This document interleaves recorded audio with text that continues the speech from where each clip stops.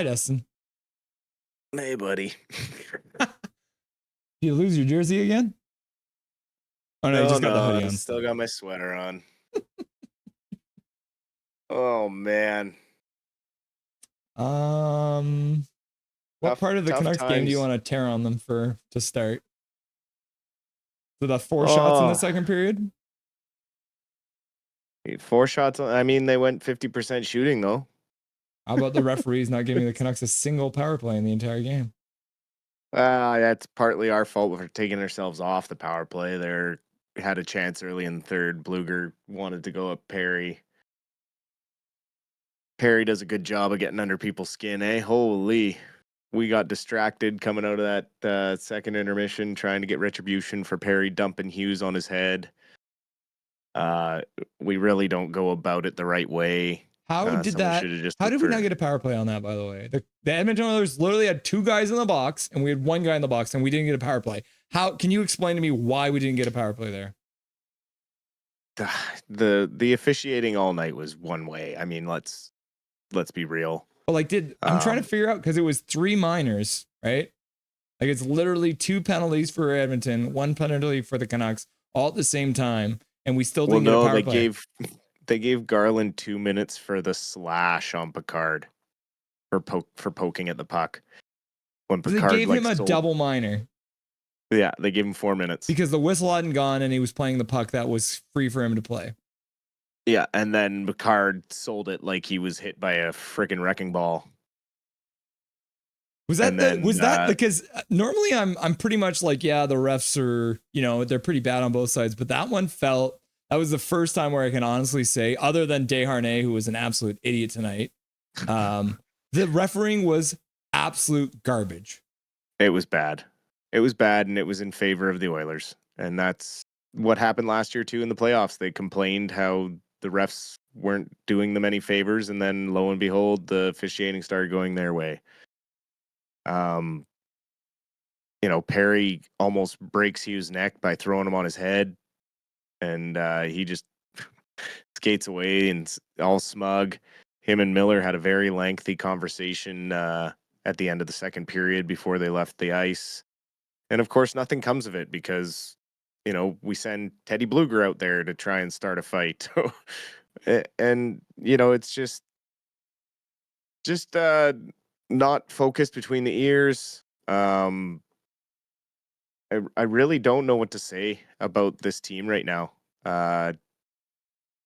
Looks like coaching is becoming an issue, or maybe it is, maybe it isn't. I don't know what is wrong with this locker room, but these guys are not focused. They are not playing the way they played last year. That's for damn sure.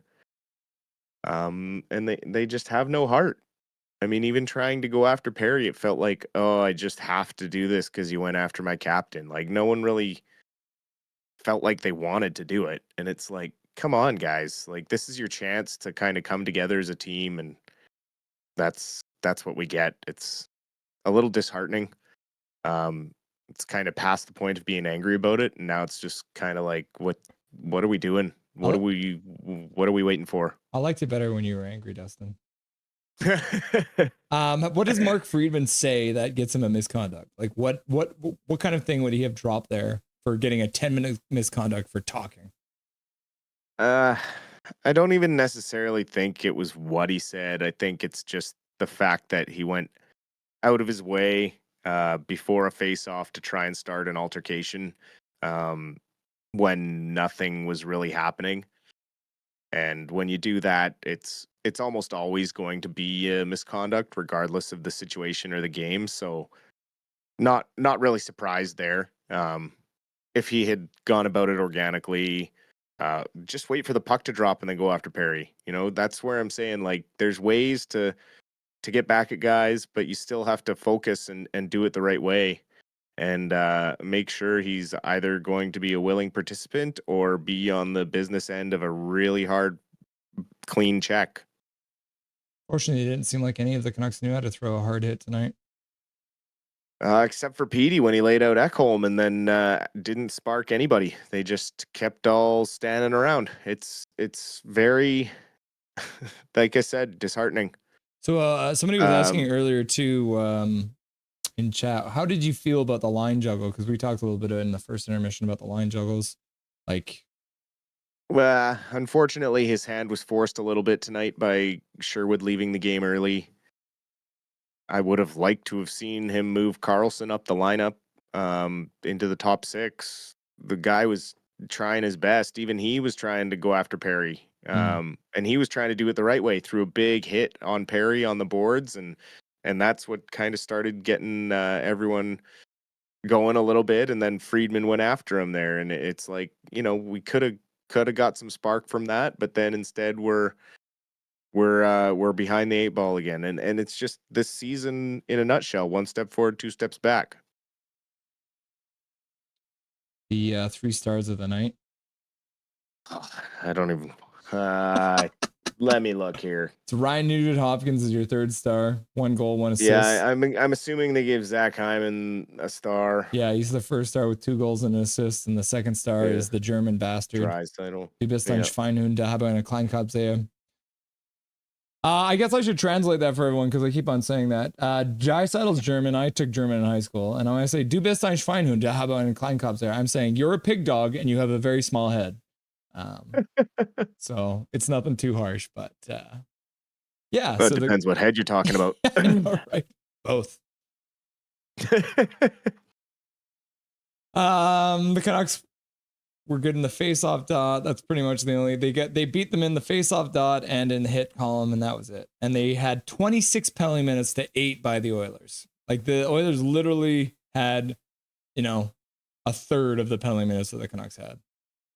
Well, and if you take out Friedman's 10 minutes, the Canucks had 16 to their 8. Double. So they had 8 minor penalties today. Are we starting to get worried about Filip Hronek? Or we need to give him a couple more games to get back into it because he feels like he's playing just like he was before he left, which I wasn't actually quite happy with. No, but when he came back and he was with Hughes, he was fine. And the last couple of games, he's been trying to run his own pair, and they're trying to rely on him a little more to do that with Myers out. One more game of pain without Myers, and hopefully then Hronek and Hughes can get back together because I think it's become very evident that Hronek needs a support system.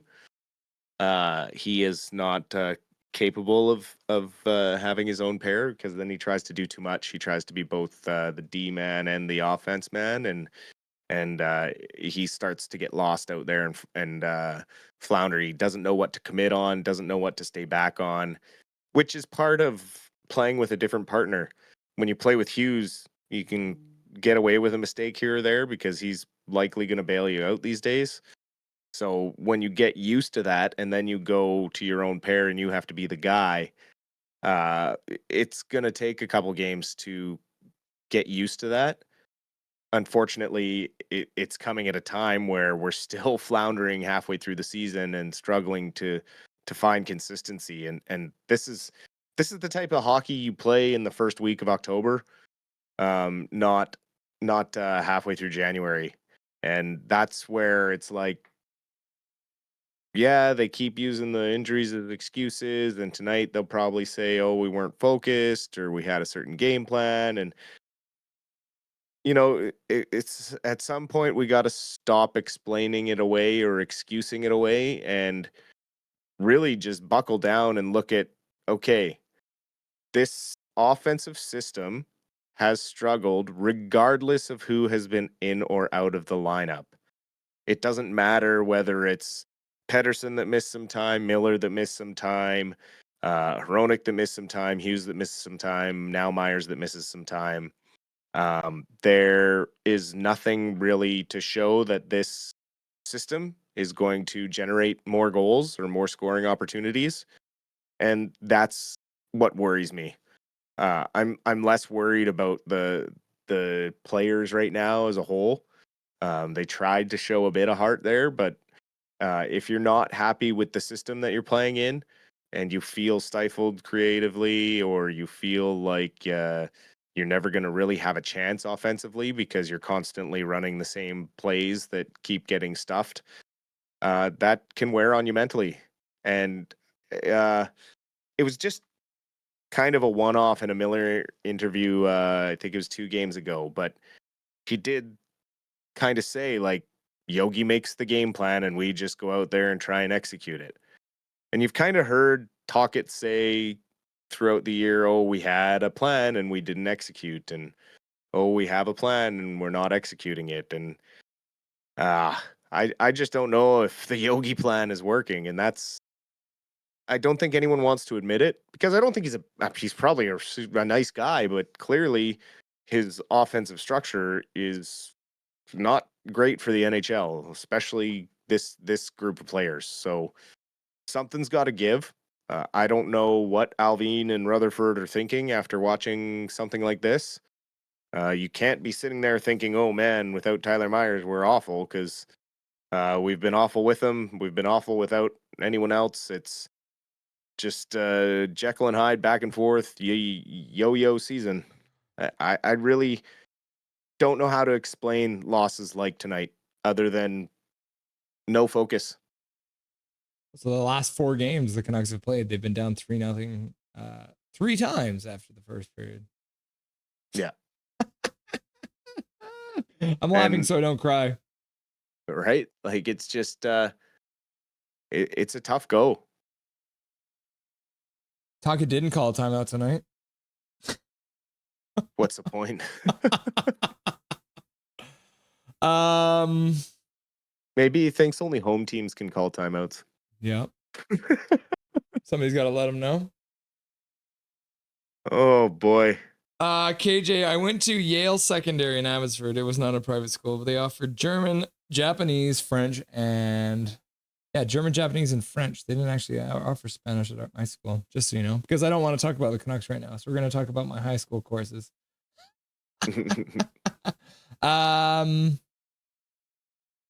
Canucks have the Washington Capitals coming up, one of the best teams in the whole league. The best team in the whole league right now, aren't they? In first place, possible. The first game we played against them, they looked really good, and they ended up losing anyways. But then the Canucks last few games, they've just absolutely looked like trash. So it's hard to really know which team is going to show up. But lately, the majority of the time, the trash team has been showing up. Yeah, I mean, you never know what you're gonna get. Box of chocolates. In this month so far in January, the Canucks have won 3 games. They beat the Seattle Kraken after almost blowing it in the shootout. They beat the Maple Leafs because the Maple Leafs are also a cluster. And then they beat the Oilers 3-2. Now we got the Washington Capitals, the St. Louis Blues, the Nashville Predators, who will probably beat us because they're terrible. So they'll beat us. And then we got the Dallas Stars. And then the St. Louis and the Dallas Stars are both really good teams too. So we're looking at by the end of this month, how many wins more do you think the Canucks are going to get? They got 4 games left: Washington, St. Louis, Nashville, and Dallas. Oh, man. Can they get one more? I don't know if they can. Not playing like this. Not playing with this lack of heart or anything like that. It's not going to happen. How many losses in a row do the Canucks have to get Rick Tocchet fired? Well, I think if they lose the next 4 in January, it'd be pretty tough to go into February with him behind the bench. Yeah. As much as I don't think this core deserves a 4th coach, like a lot of this, you got to look at the system. Given what we had last year and now to this year, either there's severe locker room problems, or our coach wasn't able to coach through the change of seven different players coming in. I mean, the other aspect is they haven't had the same lineup at all. Like, I think in the entire season, I can remember maybe a handful of games where they had the same lineup from game to game. Yeah, and how do you get consistent that way? You can't find consistency. You can't get comfortable playing with people. It just is not conducive to winning. We don't even have an Abbotsford Canucks win to talk about because they don't play until Friday. But at least when they lose to Washington, we'll be able to talk about the Abbey Canucks beating the Tucson Roadrunners. Oh, it'll be nice. Or did I just jinx it? And then with Sherwood leaving the game, you think it's kind of a precautionary thing, or do you think this might end up being a couple games for him, just with your eye test? I'm not sure. I didn't see anything happen really that would suggest that he needed to leave the game. I know Shorty did bring up the illness that's still going through the locker room, so maybe something went sideways on him mid game. Maybe cramping. Who knows? Hopefully, it's not anything long term. But obviously, we will probably not get an update until either tomorrow or a post game from Talkit if he knows anything. Rick Talk will say, we haven't spoken about it. Well, he'll get checked out. And then tomorrow he'll be like, oh, I don't know. He might be week to week. He might be day to day. You'll never actually get any information. I will point out too that Brock Besser and JT Miller were both a +2 tonight. So that was at least good to see. Brock Besser unleashing a young Brock Besser-esque shot to score that goal. So that was at least something good to see. He had 3 shots tonight. JT Miller also had 3 shots tonight. And then Pius Suter was also a +1. Every other player on the team was either a minus or an even. Bluger a -2. Garland was a -2. Pettersson was a -1. And then the other thing I wanted to point out too was Quinn Hughes played another 25 minutes, which is wild. That's pretty much what he averages at this point. There was even one point, what was it? He played like a 2.5 minute shift when it was 4-on-4. Like something's got to give. Trade has to be imminent, right? We've been saying that for a month. Like I don't know if it's really that bad out there that we can't find a trade partner or what, but good Lord, something's got to give. And at this point, it's like, take what you can freaking get to just change. You got to change it up. Like if you really, really can't make a trade, then I hope they're looking for another coach in the background. Like, goodness. Look at St. Louis was struggling and they didn't hesitate the second their coach got available. Like when Jim Montgomery was fired by Boston, St. Louis fired their coach the next day and we're like, come work for us. I just struggled to see Talkit captaining us out of this and leading us out of this mess. It just doesn't seem plausible to me. Are you still mad at me because I put the Millionaires jersey in the D tier? It is a pretty ugly jersey. Like, I'll give you that. But it's just because I think it's the karma that's attached to it, right? Well, yeah, it's got a bit of a bad stigma just because of the Heritage Classic, but it is the only Stanley Cup winning team in Vancouver. So, you got to bump it up a tier or two at least for that. You can't put it in the bottom one. You can click on that I get link. where you're coming from, but I'd put it maybe B tier. Okay. Can't stuff it all the way down in D because I get it, but there was a lot going on around the team at that point. It was a lot of controversy, and yeah, I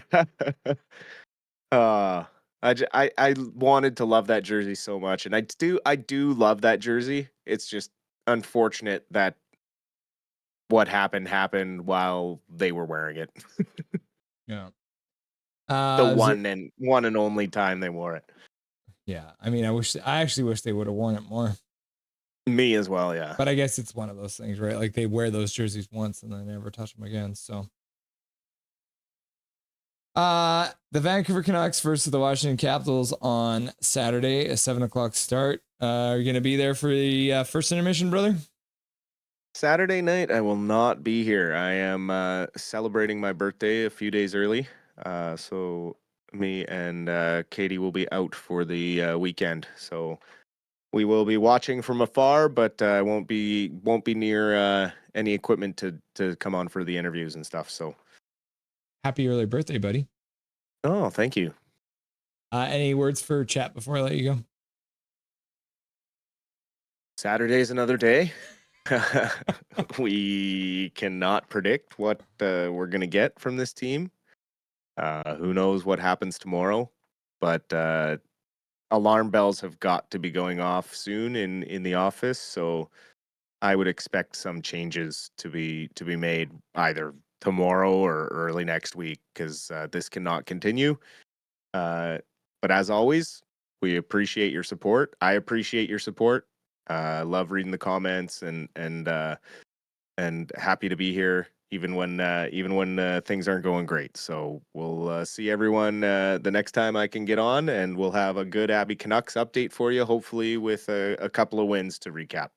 Cool. Awesome, Dustin. Thanks for stopping by. We'll see you next week. Have a good birthday dinner.